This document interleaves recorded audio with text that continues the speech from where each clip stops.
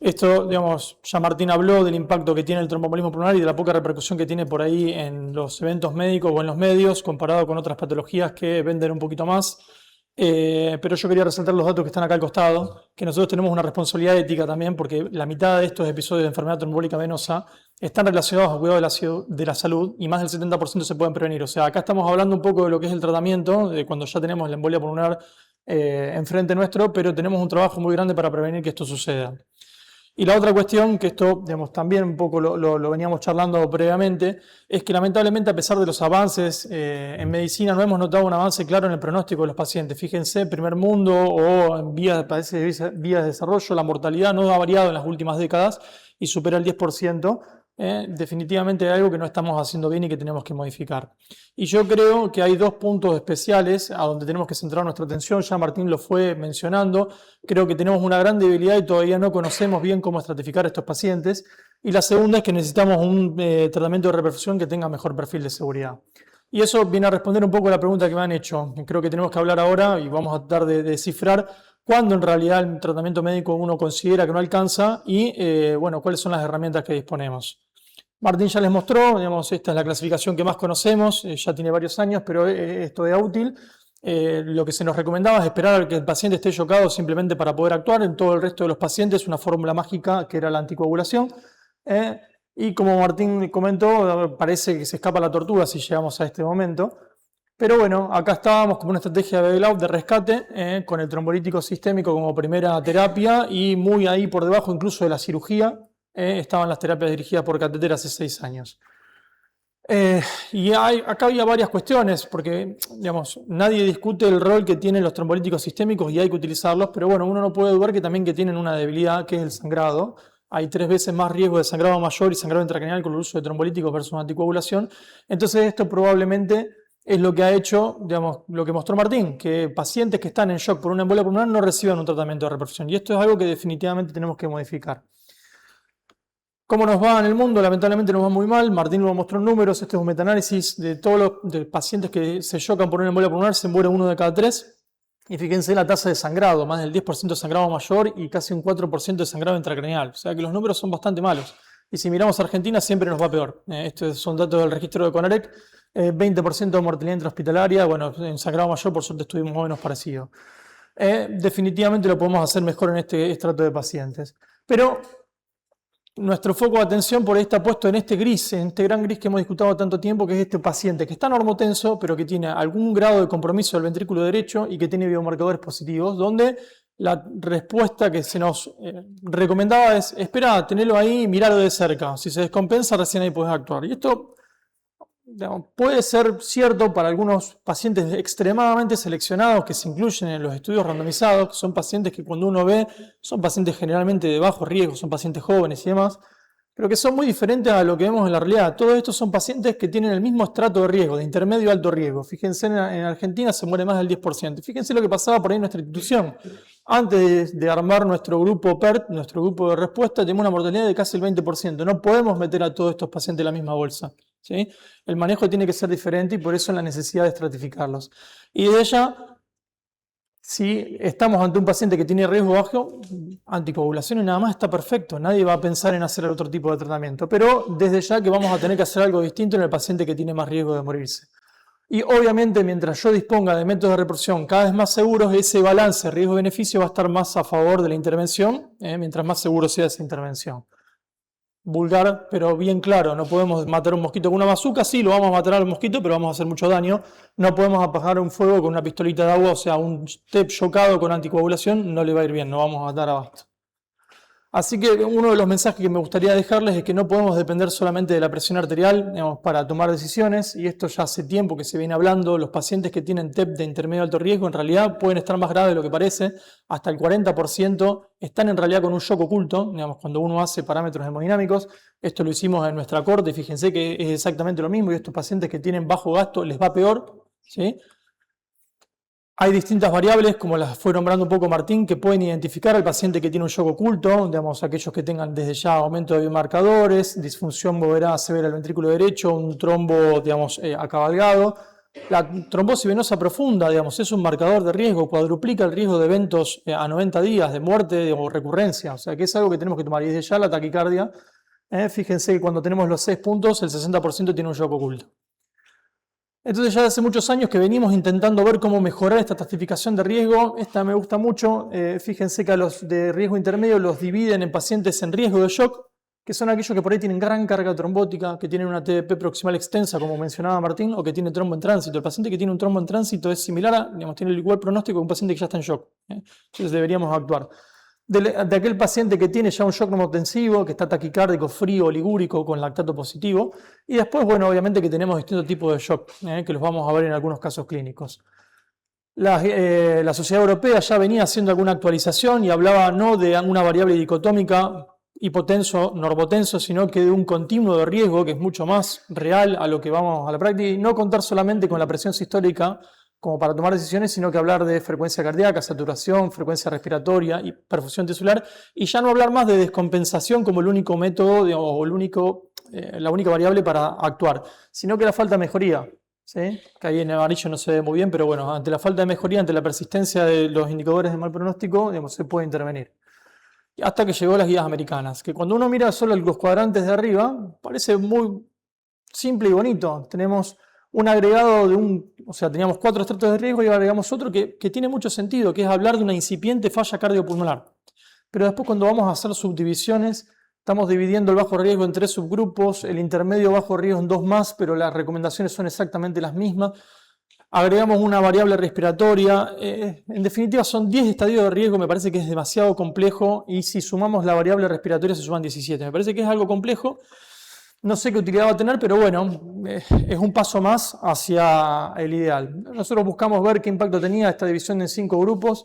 No se ve muy bien, pero los pacientes que se presentaron más graves eran más añosos, se presentaron con más síncope, más frecuencia cardíaca, menos presión arterial, o sea, hasta ahí parece coherente y cuando vamos a ver los eventos intrahospitalarios parece que hay una correlación, o sea que es lógico y podría utilizarse por lo menos este estrato de 5 estadios por la Sociedad Americana. Cada aumento de estadio duplica el riesgo de eventos intrahospitalarios, por lo menos en nuestra corte.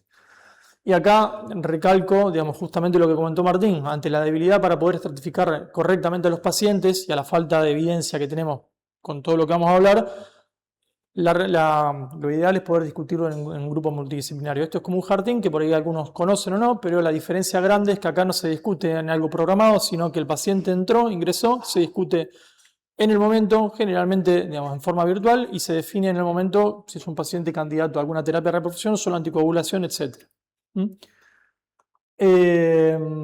¿Por qué, digamos, este aumento de recomendación? Porque cada vez va surgiendo más datos, no solo que mejora y optimiza los recursos, disminuye tiempos hospitalarios, aumenta digamos, la indicación de terapias de reperfusión, que como vimos es una necesidad, sino que también tenemos cada vez más datos que esto tiene un impacto favorable en la mortalidad. Esto es un metaanálisis con más de 16.000 pacientes. Fíjense que disminuye la mortalidad el discutir en PERT en un 30%, aumenta 3 veces las terapias de reperfusión, disminuye la hospitalización y también disminuye el sangrado. O sea, nos hace trabajar un poco más eficiente. Y sobre todo, digamos, me gusta este trabajo porque hicieron un análisis de metaregresión donde vieron que este impacto favorable del PERT es sobre todo con las últimas publicaciones, que creo que tiene que ver más con la madurez de los equipos de trabajo y con el desarrollo de cada vez técnicas endovasculares más dedicadas y con mejores resultados. El resultado en nuestro hospital, lo mismo, los pacientes que discutimos en PERT son pacientes más graves, más taquicárdicos, más de intermedio alto o alto riesgo, y fíjense que numéricamente la mortalidad es la mitad.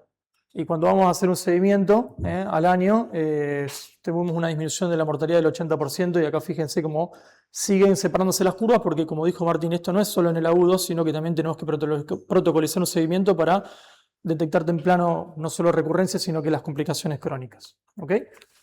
Así que definitivamente tenemos que mejorar la estratificación de riesgo. Creo que acá el rol de los PERT es fundamental, así que si no lo tienen, los invito a armarlo. Es solamente suma de voluntades. Como dijo Martín, aunque sea 2 personas de distintas disciplinas ya lo pueden hacer, es discutir entre ustedes. Cualquier cosa me pueden escribir ahí, le podemos darle una mano también para organizar en sus centros este equipo de trabajo. Y después, a ver, yo creo que siguiendo los caminos que hicimos con el infarto y con el stroke, donde se migró de una terapia, digamos, trombolítica sistémica hacia terapias endovasculares e incluso combinación de ambas, estamos siguiendo los pasos, ¿sí? Pero siempre la enfermedad trombólica venosa viene para atrás, viene última en esa carrera. Voy a tratar de describir, digamos, obviamente mi sesgo, soy hemodinamista, pero voy a tratar de ser simple, de mostrar cuáles son las distintas técnicas que nosotros tenemos. Podemos dividirlas en dos grandes grupos, aquellas basadas en el uso de líticos, pero ya infundiéndolos directamente en el pulmón, y aquellos que se encargan de remover el trombo directamente sin la necesidad de esta medicación. Ahora, ¿qué sentido tiene hacerle el trombolítico en el pulmón? Si cuando yo hago el trombolítico en la vena, esa sangre va a ir al pulmón. Y porque, fíjense en este esquema, si yo tengo bloqueado por trombo todo un segmento pulmonar, la sangre y por ende el trombolítico se va a distribuir hacia zonas mejor profundidas. Entonces el beneficio se pierde.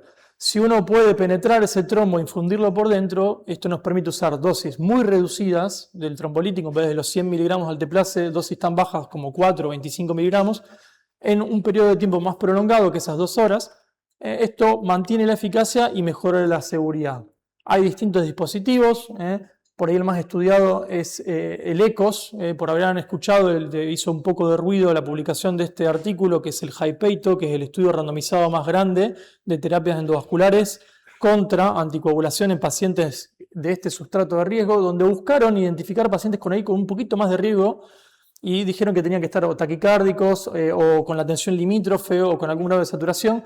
Y la verdad que todos teníamos mucha fe en este estudio pensando que iba a demostrar un beneficio un poco más contundente de las terapias endovasculares y bueno, más allá que los resultados son positivos, ahora les voy a mostrar algunas cuestiones. Fíjense que se enrolaron 544 pacientes, pero de 4.300 que escriñaron para ingresar, o sea que hubo una hiperselección de pacientes, eso ya es una debilidad del estudio. Eran pacientes que no son los típicos que vemos, eran pacientes muy jóvenes, 58 años, de muy bajo riesgo de sangrado, los otros ni se incluyeron. Y fíjense que se evaluó un compuesto de muerte, descompensación hemodinámica o recurrencia, donde la terapia endovascular fue superior. Hubo un 60% menos de eventos en la rama que se hizo intervención versus la anticoagulación en la principalmente porque se descompensaron menos, que es un poco lo que hablaba Martín. Por suerte en el perfil de seguridad dio lo mismo, no tenía el tamaño como para poder asegurarlo, pero por suerte, digamos, esta técnica endovascular no tuvo más complicaciones que la anticoagulación. Ahora, ¿qué cosas buenas para, digamos, Argentina y nuestro difícil sistema de salud? Es que en realidad no dependemos tanto del sistema de asistencia con ultrasonido, sino que el catéter convencional con el lítico tiene los mismos resultados. Hay un estudio randomizado que muestra lo mismo y hay un metaanálisis que muestra exactamente lo mismo. O sea, que acá costo-efectividad, si no tenemos otra opción, por ahí infundir el lítico directamente con un catéter convencional podría servir. Pero hay que tener cuidado, porque sigue siendo un lítico. Este es un metaanálisis con más de 80.000 pacientes que comparó el desempeño de solo anticoagular, trombolisis sistémica y la trombolisis local en pacientes de intermedio o alto riesgo. Si uno habla de eficacia, no se ve el verde, pero créanme que está acá. El más eficaz de todo es la trombolisis local, por sobre la anticoagulación aislada y los trombolíticos sistémicos.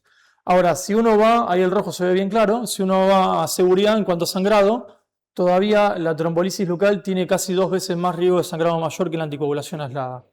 Por suerte no se demostró, digamos, que haya un aumento del sangrado intracraneal, que es lo que más miedo tenemos. Sí, digamos, disminuyó la incidencia de sangrado intracraneal usando pocas dosis comparado con la lisis sistémica. Pero bueno, los pacientes pueden sangrar y tenemos que tener precaución. Y por eso la inclinación de usar estas terapias es hacia pacientes de menor riesgo de sangrado. Fíjense, esto es una mujer joven, 40 años. Este es un caso que hizo Martín justamente. Como vemos que cambia no solo la angiografía, sino que sobre todo lo que más nos importa a nosotros es cómo cambia la hemodinamia. Baja la frecuencia cardíaca, bajan las presiones pulmonares y mejora la saturación porque en este estaba sin oxígeno ya. Esta cuestión del sangrado es lo que está haciendo en el mundo y sobre todo en Estados Unidos que la adopción de lisis local vaya disminuyendo en el tiempo y que crezca cada vez más la indicación de terapias que no dependan de líquidos, que es lo amarillo. Y por eso hay un interés muy grande de la industria en desarrollar este tipo de elementos. Nosotros en nuestra práctica cada vez estamos usando menos líticos y infundiéndolos en menos dosis. Pero bueno, hoy por hoy el gran desarrollo está justamente en este tipo de dispositivos de trombectomía. Les voy a nombrar 2 nomás. Uno que fue por ahí el primero que salió, es un sistema que dependía de una bomba, depende de que te lleven una bomba de vacío, que genera una gran presión negativa, que aspira muy fuerte, aspira sangre, aspira trombo, es indistinto. Así que uno tiene que ser muy cuidadoso. Hace poquito, digamos, por eso la coagulación, se publicó también un estudio randomizado contra anticoagulación. Un estudio más chico, busca puntos subrogantes. La terapia endovascular con este sistema mejoró más rápidamente la función del ventrículo derecho y varios parámetros clínicos. O sea que muestra que va en camino, habrá que ver con estudios un poco más grandes que se están desarrollando qué es lo que dan.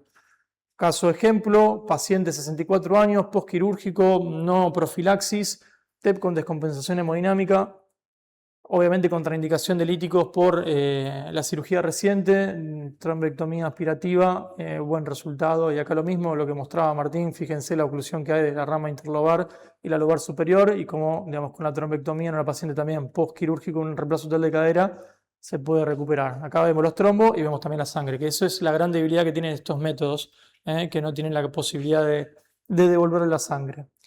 Por ahí el dispositivo que digamos, más viene creciendo en cuanto a indicación es un sistema que combina digamos, la aspiración de catéteres de gran calibre con unas canastas que pueden remover trombos un poquito más organizados, que en realidad lo que tiene para mí de distinto con el resto es que tiene un pequeño filtro que permite justamente filtrar la sangre, sacar los coágulos y devolver la sangre al paciente. Entonces te permite trabajar mucho más tranquilo.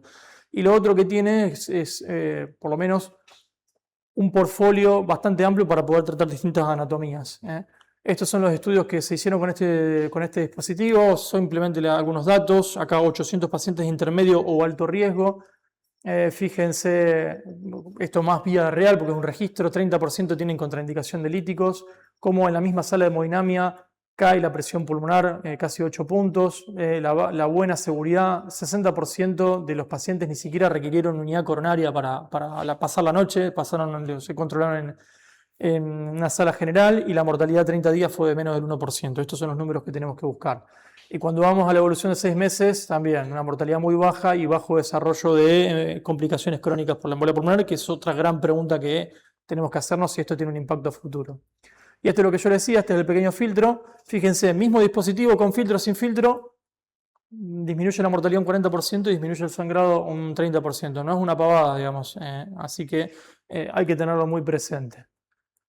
Casos clínicos para mantenerlos activos: hombre, 58 años, múltiples cirugías por una fractura de tobillo, también un tromboembolismo pulmonar, en este caso normotenso ahí limítrofe, un índice de shock mayor a 1, troponina positiva, lactacidemia positiva, vemos una gran carga trombótica. La tomografía no es solo diagnóstica, es pronóstica. Fíjense que también permiten ver cómo el ventrículo derecho está súper dilatado, se ve reflujo de contraste en la vena acá. O sea, hay muchos parámetros que uno puede tener en la tomografía. Acá algunas imágenes estáticas y el eco, donde se ven todas las cuestiones que habló Martín del impacto en el ventrículo derecho. Así que, como tenía todo el antecedente de la fractura, este paciente no era un candidato a ser trombolítico sistémico. Los discutimos en el PERT si se decidió hacer una trombectomía. Ahí estamos trabajando con Gonzalo. Como el catéter navega, se aspira, se filtra, en el filtro quedan los trombos y ahí yo devuelvo al introductor la sangre y ahí podemos ver el trombo grande que capturamos. Hay distintas combinaciones de catéteres, esto es mucho más técnico, no los quiero aburrir. Catéteres curvos, más chicos, más largos. Y ahí está, digamos, la cantidad de trombos que sacamos, y fíjense que por ahí parecen trombitos más organizados, que eso también es otro factor que va a favor del uso de estos dispositivos, sino del lítico. Por ahí el lítico no hubiera tenido tanto efecto acá. Este es otro caso distinto, no lo podíamos aspirar a un trombo que estaba acá en la rama interlobar, pusimos los discos y se pudo liberar todo. Fíjense acá, digamos, también trombos un poquito más organizados, es la versatilidad que te da alguno de los dispositivos. Ahora, uno versus otro, hay un único estudio randomizado, de vuelta en este paciente normotenso de intermedio alto riesgo, que se comparó lisis local versus este dispositivo. Pacientes de vuelta jóvenes, muy bajo riesgo de sangrado. Los pacientes con algo de sangrado no los incluyeron porque no tenían, digamos, no estaban dispuestos a darle trombolíticos, es lo que pasa por ahí con estos estudios. Una respuesta favorable en un combinado de 5 puntos hacia la trombectomía. En los puntos importantes, es verdad que los dos son similares. En mortalidad, sangrado intracraneal, sangrado mayor. Acá, en esta población de muy bajo riesgo de sangrado, son los mismos. Pero bueno, la trombectomía disminuye el riesgo de deterioro clínico o escala a otros tratamientos y disminuye la estadía hospitalaria. Y también lo que se vio es que la recuperación de distintos parámetros clínicos es un poco más rápida. Entonces, el aprendizaje es, mientras más grave está el paciente, por ahí mejor las terapias con trombectomía. Y fíjense que también a las 30 días hubo menos readmisiones. Ahora, ¿qué pasa en alto riesgo? Porque acá estuvimos hablando de muchos estudios y demás en pacientes normotensos. Tenemos un único estudio que no es randomizado, sino que se comparó la evolución de grupos paralelos, que el médico decidía a qué grupo darlo. Eso es una gran debilidad del estudio, pero no quita que es interesante que hubo más de 100 pacientes incluidos, con lo difícil que es incluir pacientes en shock los estudios, donde se comparó catéter versus tratamiento estándar. Y fíjense, esta columna nomás, mortalidad intrahospitalaria en gris, el brazo contexto, que es el tratamiento estándar, del performance goal, que es este metaanálisis que les mostré al principio, que la mortalidad era cercana al 30%, que fue la misma que observaron, y de la rama de intervención por catéter.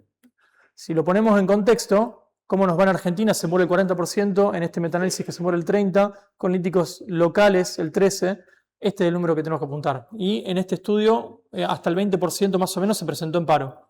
O sea que se haya muerto un 2% o menos es un número muy favorable y sobre todo también cuando uno va a ver el perfil de seguridad, ¿no? Nada de sangrado intracraneal. A partir de las críticas que se hicieron por el diseño del estudio, ahora se está desarrollando un estudio randomizado que va a comparar esta terapéutica versus trombolisis sistémica o tratamiento estándar, que creo que va a romper un poco todo lo que venimos haciendo, ¿sí?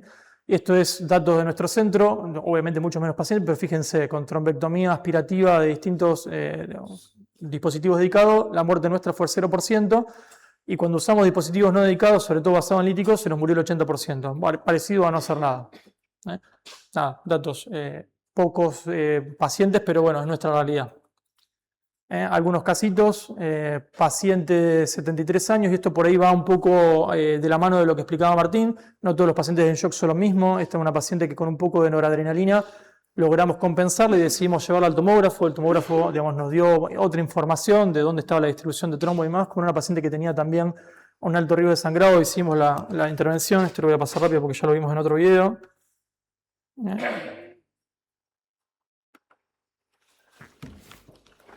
Pero bueno, tuvimos una mejoría hemodinámica franca. Este es otro que también va un poco acompañando diagnósticos diferenciales, porque en realidad nos convocaron a la noche por un supuesto infarto sin supra. Fue una mujer que se sincopó, que tenía dolor torácico, que no manifestaba disnea, tenía infra en el electro anterolateral. Entonces nos llamaron para hacer una cineconografía. Hicimos la cineconografía coronaria sin lesiones, pero el cuadro no cerraba. Entonces trajimos el eco a la sala. Vimos signos indirectos que podía llegar a ser una embolia pulmonar en esta paciente que estaba en shock y terminamos confirmando la embolia pulmonar. Como era una paciente que tenía también alto riesgo de sangrado, hicimos la trombectomía y más allá de los trombos, a mí lo que me gusta es esta tabla, cómo cambia completamente la hemodinamia en la misma sala de hemodinamia, ¿sí? Suspendimos la noradrenalina, baja la frecuencia cardíaca, baja las presiones pulmonares, sube el doble el índice cardíaco. Es realmente notable el cambio que tenemos. Hasta en los escenarios más desafiantes. Esta es una mujer que estaba postquirúrgico de una resección de comando por un cáncer de tiroides con invasión traqueal, que venía bien, estaba con profilaxis adecuada. Hizo, después de deambular, un síncope con shock refractario, preparo, le hacen un eco bedside, de terapia no la querían bajar hemodinamia, no teníamos la opción de trombolisis sistémica por la cirugía grande reciente. Y lamentablemente sí, tuvimos el paro en el camino. Nosotros no tenemos ECMO en la institución. Por suerte, después de 2 ciclos de reanimación, la paciente, digamos, pudimos sacarla del paro, hacer el procedimiento y más allá de que no son impresionantes los trombos, de vuelta, fíjense los cambios hemodinámicos. Nosotros acá estamos buscando esto, mejorar la hemodinamia, no hacer una foto linda de los coágulos. Y fíjense que a las 48 horas el ventrículo derecho ya estaba completamente normal con un TAPSE de casi 20. Así que ese es el impacto que tienen estos dispositivos. Por eso hay un enorme interés de la industria y cada vez hay más dispositivos que están saliendo al mercado porque parece que este es el camino, ¿sí? Cada uno de los dispositivos tiene sus pros, sus contras. Me parece que excede por ahí los propósitos de esta charla. Lo importante es que cada vez hay más datos a favor de este tipo de intervenciones. Fíjense, estos son datos de la vida real, casi 60.000 pacientes en Estados Unidos. Cualquier método basado en catéteres versus anticoagulación en pacientes de intermedio alto riesgo disminuye la mortalidad más de un 20% y disminuye el riesgo de readmisión de cualquier causa casi un 25% y relacionada a la enfermedad trombólica venosa en un 50%. Los trombolíticos locales son simples de usar, no necesitan mucha expertise, es más económico, pero el paciente tiene que tener cierta estabilidad clínica porque demoran en actuar, no puede estar tan evolucionado el cuadro porque no tiene y desde ya tenemos que considerar el riesgo hemorrágico del paciente. La trombectomía mecánica estamos a favor en pacientes con deterioro hemodinámico, independientemente del riesgo de sangrado, desde ya que siempre es mejor cuando tenemos trombos más centrales, y acá sí requiere un poquito más de expertise del equipo intervencionista. Finalmente, después de esto lo podemos charlar porque no está escrito, tenemos guías nacionales que a estos pacientes de intermedio alto riesgo que tengan estas características hay que discutirlas en PERT y considerar la reperfusión, a pesar de que no estén chocados. Y la terapia guiada por catéter, por lo menos en nuestro país, se recomienda cuando hay un riesgo de sangrado alto, sin hacer una distinción sobre uno u otro método. A mí el que me gusta personalmente, y nosotros nos manejamos muy parecido, es este artículo que realmente les invito a leerlo, de Pablo Salinas y su equipo en Madrid, donde al paciente en shock, no solamente cuando hay contraindicación de trombolisis sistémica vamos a ir a una intervención dirigida por catéter, sino que también cuando hay alto riesgo de sangrado, siempre y cuando el dispositivo esté disponible rápido. ¿Sí? Y en estos pacientes mejor trombectomía mecánica que la trombolisis local. Ahora, en los pacientes normotensos, primero monitorizar, ¿sí? Anticoagular.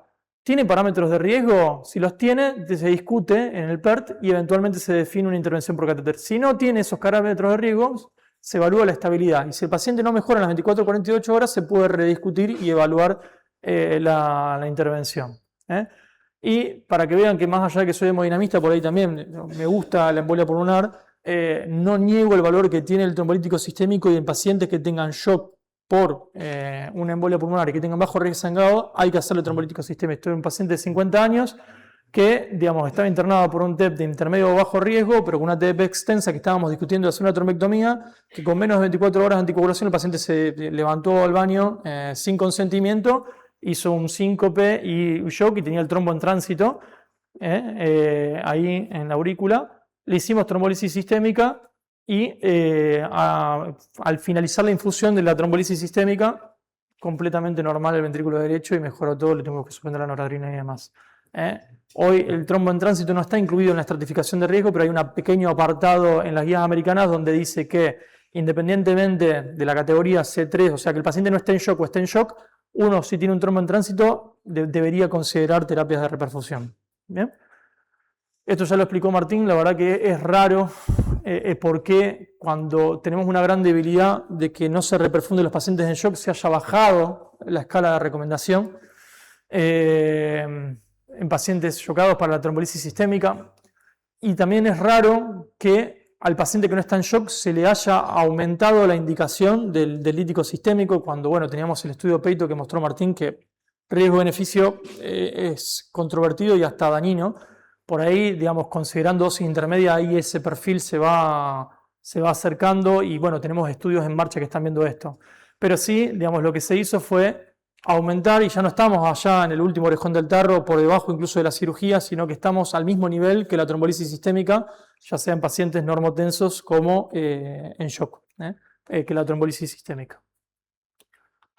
Y ya terminando, por suerte, digamos, hay una carrera muy importante también en la generación de evidencia de calidad. Estos son todos los estudios randomizados que están en marcha y probablemente, digamos, en los próximos años vamos a tener un montón de información. Yo creo que estamos haciendo realmente un salto al futuro y que definitivamente lo mejor está por venir. Muchas gracias.